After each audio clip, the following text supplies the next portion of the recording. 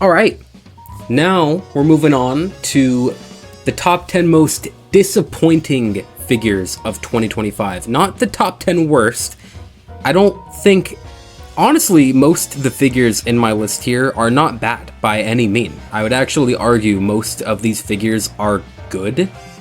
It's purely the fact that they just had disappointment from the community. I think I had a lot of disappointment from all the figures on this list. Around most of the figures here, there was a lot of hype building up to them, and to some degree, they just let us down.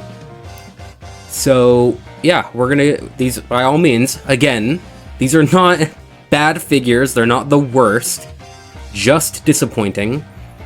And for that reason, I'm gonna exclude all Crane figures in this list, just because already a lot of them come with they're less quality, and the scale is all different with them. It's not really fair to be like, oh yeah, I wish the Crane Super Boo figure wasn't as glossy, you know? So we're skipping Cranes in this video. So to give an idea of what I'm talking about, and I know this is going to make a lot of people really mad, but hear me out. Namek Vegeta, I think, is the 10th most disappointing figure of the year, right? Hear me out, hear me out. Here's the production image we got for this guy, right? There is so much detail, so much coloring, the paint is perfect. If this is what we got, he would have been in the top 10 best of the year for me. But it's just not what we got. Instead, we got this, it feels like doled out, almost lifeless version of this figure. We don't see the same details to the extent of the production image in the armor. The paint got doled out in the armor, the shading there, the pants, the arms. You could see the details on the gloves and armor and boots are so much more prolific in the production than what we actually got. And for some people like myself, we had to jump through hoops to get this figure to look like the quality that it deserved. This is literally just spraying it with a matte finish, and you can see the figure goes, it looks so much better. You could argue that the paint job needed to be better. You can argue that it almost feels like they added just like too much plastic to the top. I don't know, to what the figure was supposed to be. But he just didn't look like the production images, and for that reason, I think he was really disappointing, you know? So I'm putting him at the 10 slot for that reason, you know? He's not by any means a bad figure, again, just disappointing in what our final product was compared to what we were all hyped up to wanting, especially off of a rock figure. We all wanted it to be this, and it's just not what we got. But next up is a figure I actually think is really good, and it's the Daima Figuarts Zero figure, right? This figure looks amazing, actually. Like, I love this figure. This is a figure I would have liked to own, but like, let's keep it a buck here. Who is talking about this figure? Like, no one. I would be surprised if anyone even owned this figure, because one, it's 150 to 170 market price, and second, dude, this thing is fucking small. This thing is, there's no way this thing is 9 inches. I've seen this thing scaled next to the Kuji Daima Goku, and it's about the same size as this. The whole thing. Like, this is a great figure that I think people would like to own. A lot of us own the Figuarts Zero Bulma and Goku because the figure is just that good. Like, the scale is great. You're gonna add the extra effects to the back and up the price, but you're paying for more, you know? So I think, like, the difference between this And this is crazy. Like, you can see all the people that have posted this figure on Twitter, on Instagram, in the Discord. Like, it's a very talked about and owned figure, and just the Daima one isn't, and it's disappointing. So I'm putting that at our 9 seed. And then up next, I think to absolutely nobody's surprise, we're gonna have to throw history of, what is it, Dragon Ball History? Dragon Ball History 2. We got this Goku. We've got, yeah, the basically the GX Materia copy. Again, who owns this? Why? You know, you're paying $50 for GX Materia's Kid Goku. It is the same thing. The scale, I believe, is also very similar. Like, I just don't get it. You could pay, what's retail? 27 for this. I've also seen this sold for like 15 bucks.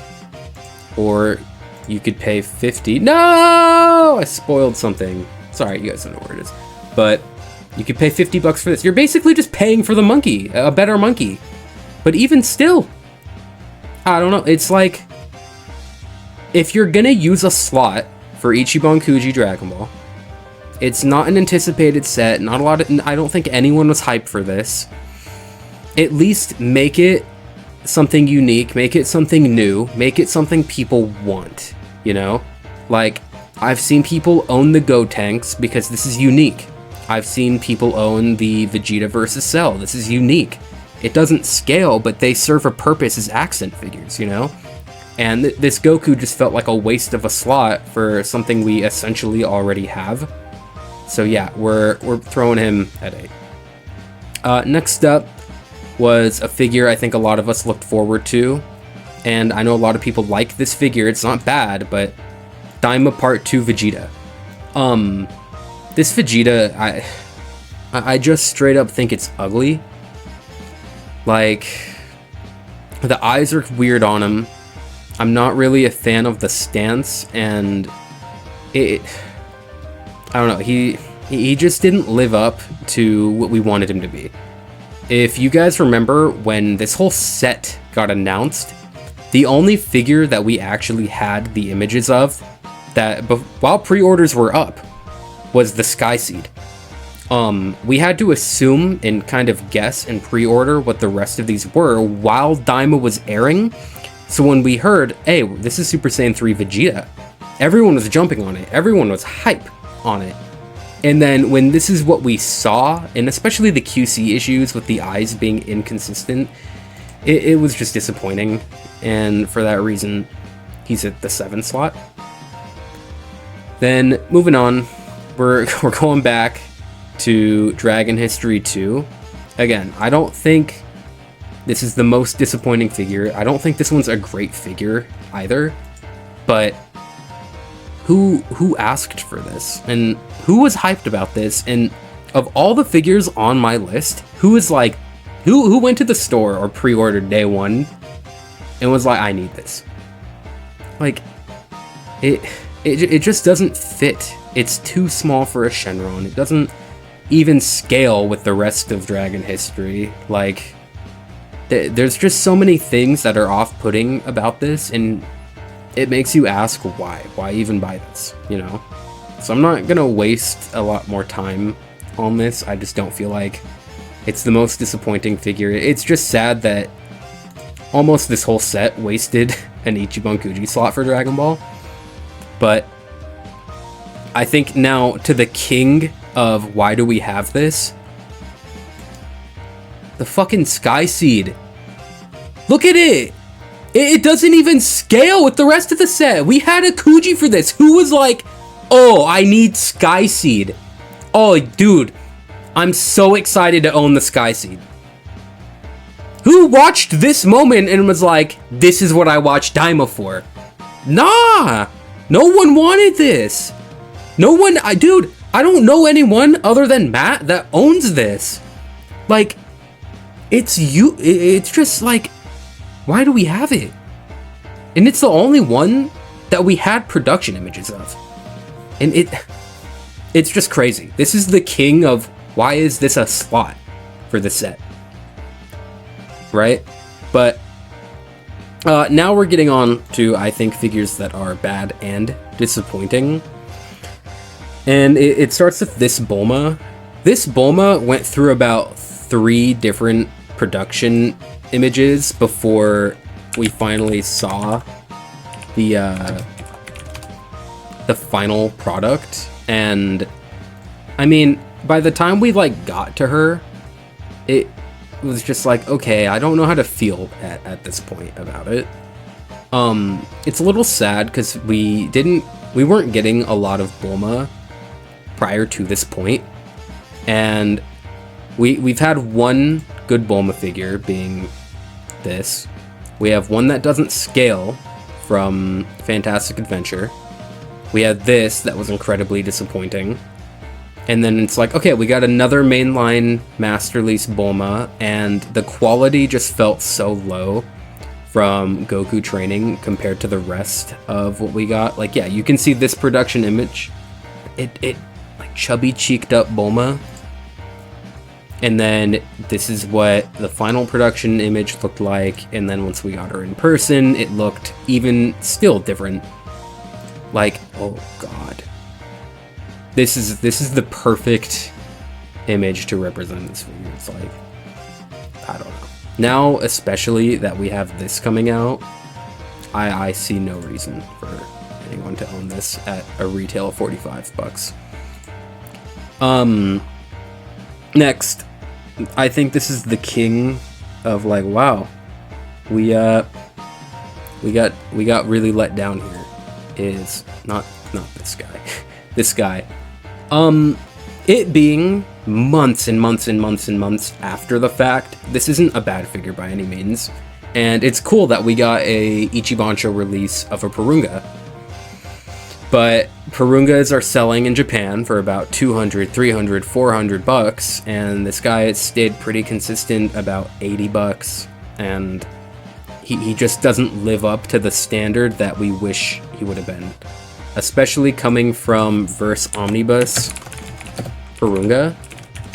We were expecting something of this quality, and he is just so far from what we wanted, you know? And he's got this ugly, glossy paint, and like, now owning him again, he isn't bad by any means. He fits the Daima art style, and that leaves something to be appreciated, but it's just when, and I think it's to the fault of the community to an extent that we were speculating and assuming, okay, this is what we're gonna get, like something similar to this, and Master Lee's kind of being like, no, we're gonna give something closer to the Daima art style, and we're gonna add this gloss. Like, this is what we all had in our heads, and I wish that we had production images, or they would have just listed the pre-orders for after, but it's just not anything close to what anybody wanted. And for that reason, I think it's a 3. By no means a bad figure, but disappointing. Now, a truly horrible figure. Oh my god. Gigantic Series Goku. This dude is incredibly... I don't know, like, when we all saw this guy, I remember being in the Discord and we were like, yo, this looks hype, how can we order this? And there were people helping, like, oh, that's how we can pre-order this, and he sold out instantly. And then we got him in person, like, everyone saw it a couple weeks ago, and it was like, boom. And you look at this photo and you're like, oh, okay, that's not horrible, the face is... that's not Goku, that's Goku at home. Like... but this is what he, like, genuinely looks like, and he's got this ugly, like, stomach divot. This, like, truly looks like a bootleg for... I don't know, man. He is just ugly and disappointing, and it's like, man, I would not be happy if I pre-ordered this, and this is what we got. I don't know. He's just so bad, dude. Look at that. I have nothing more to touch on. And this is a bad and disappointing figure. Honestly, because he is so... I think I might do this. Like, I think this, honestly, yeah. I think Perunga is more disappointing than this because not as many people were hyped on it. But that right there, I think we'll do it like that. And a special #1 slot. We're looking at all these figures here. You guys can go through and we're like, man, who left is disappointing? Because we all felt the hit of that Perunga. Dragon Ball, I'm putting the entirety of Dragon Ball Assembly on this list. Dragon Ball Assembly aren't bad figures, but who thought, hey, we have a lottery system? Let's put a lottery in the lottery. Yo, guys, how do we feel about having 4 prize A figures and you don't know which one you're going to get and you have to keep buying tickets to get prize A 3 different times?